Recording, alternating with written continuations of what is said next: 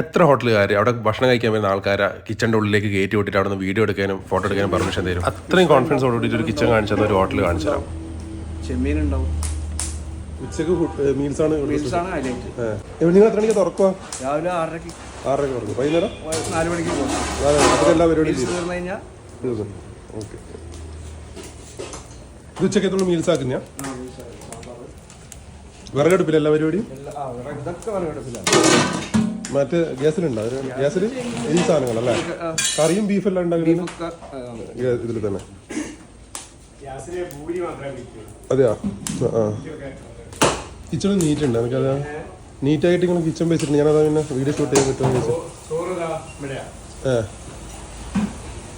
ഇവിടുന്ന് ചേട്ടൻ എന്നെ പിന്നെയും വിളിച്ചിട്ട് അടുക്കളേൻ്റെ പുറത്തേക്ക് കൂട്ടിക്കൊണ്ടാകും. ചില ഹോട്ടലുകളാണെങ്കിൽ അടുക്കളേൻ്റെ പുറത്തേക്ക് അടുപ്പിക്കത്തില്ല. ചില ഹോട്ടലുകളെ ചോറ് വിടാം. പറയടുപ്പില്ലല്ലേ? അപ്പോൾ ഇത് എത്രയൊക്കെ ചോറുണ്ട് നിങ്ങൾ വെക്കുന്നുണ്ട്? 300 ആളെ ഒരു ദിവസം 300 ആളെ ചോറ് പോകും.